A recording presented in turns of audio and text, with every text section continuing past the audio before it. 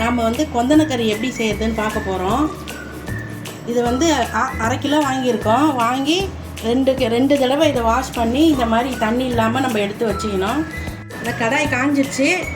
இப்போ வந்து நம்ம 1/2 கிலோ கொந்தனக்கறிக்கு எவ்வளோ தேவையோ அவ்வளோ எண்ணெய் போட்டுக்கலாம்.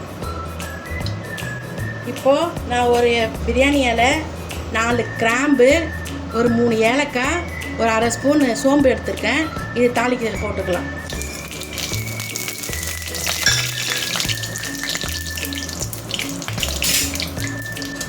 இப்போ வெங்காயம் போட்டுக்கலாம்.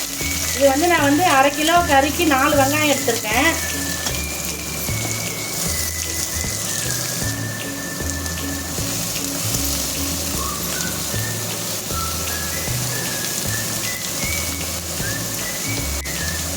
வெங்காயம் நல்லா வதங்கணும்.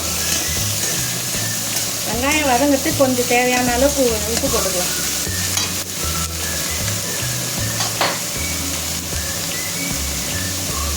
இந்த அளவு இப்போ போடுறேன். அதுக்கப்புறம் மீதி போடணும்.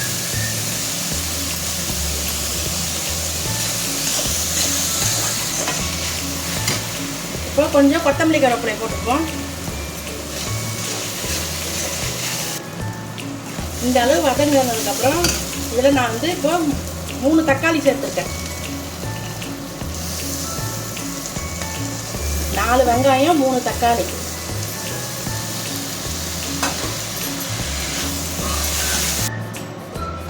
ஓப்பன் பண்ணி பார்ப்போம்.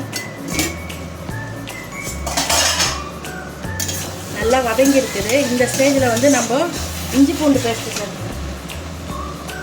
ஒரு 20 பல்லு பூண்டும் ஒரு துண்டு இஞ்சும்.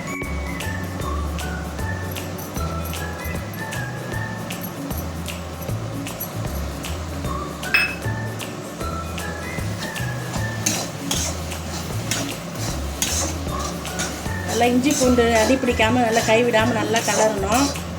கொஞ்சம் இதில் வந்து மஞ்சள் பொடி போட்டுருவோம்.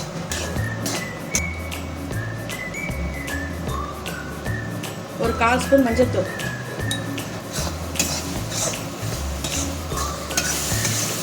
இப்போ இந்த ஸ்டேஜுக்கு வந்ததுக்கப்புறம் நம்ம கொந்தி வச்ச இந்த மட்டனை இதெல்லாம் சேர்த்துப்போம்.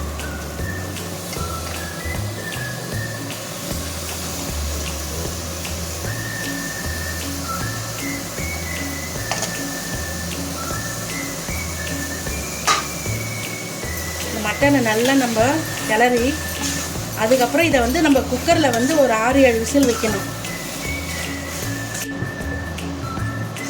இப்போ இதில் கொஞ்சமாக தண்ணி வந்திருக்கு.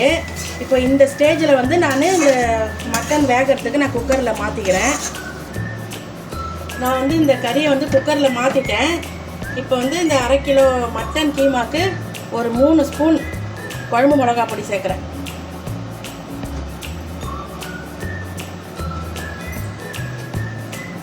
இப்போ வந்து அது வதங்கிறதுக்காக தான் கொஞ்சம் உப்பு சேர்த்துருந்தோம். இப்போ இந்த மட்டனுக்கு தேவையான மீதி உப்பே நம்ம இந்த ஸ்டேஜ்லேயே சேர்த்துடணும்.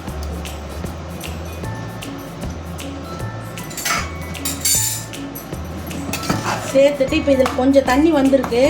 ஆனால் நம்ம இப்போ ரொம்ப தண்ணி வைக்க வேணாம். இதில் வந்து இப்போ 1/4 டம்ளர் தண்ணி வைக்கிறேன். ஏன்னா இதில் தண்ணி கம்மியாக இருக்கனால இப்போ 1/4 டம்ளர் நான் தண்ணி வைக்கிறேன்.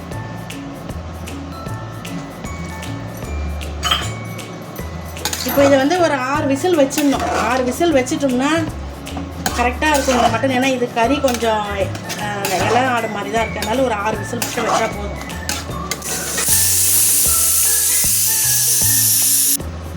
இந்த கடாயிலேயே கொஞ்சமாக எண்ணெய் விட்டு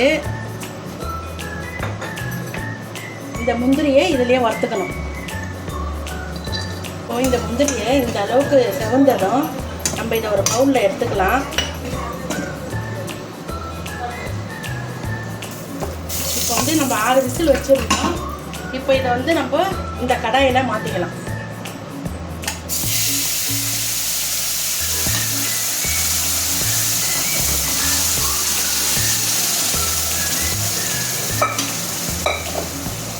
கடாயில் மாற்றி இது ஒரு 10 நிமிஷம் நல்லா எண்ணெய் பிரிஞ்சு வரணும். நல்லா சுருளாக வறுக்கணும். வறுத்து லாஸ்ட்டில் தான் நம்ம அந்த முந்திரியை இதில் சேர்க்கணும். இப்போ ஓப்பன் பண்ணி பார்ப்போம். இப்போ எண்ணெய் சுற்றி பிரிஞ்சு வந்து நிற்குது. இன்னும் கொஞ்சம் நேரம் நல்லா இதை வந்து நல்லா சுருள செய்யணும். கொஞ்சம் டைம் எடுக்கும். இதுவும் சொரா புட்டு மாதிரி கொஞ்சம் டைம் எடுக்கும். அப்போ தான் நல்லாயிருக்கும். இப்போது இந்த அளவு வந்ததுக்கப்புறம் இந்த வறுத்த முந்திரியை நம்ம இதில் சேர்த்துக்கணும். கூடவே கொஞ்சமாக பெப்பர்,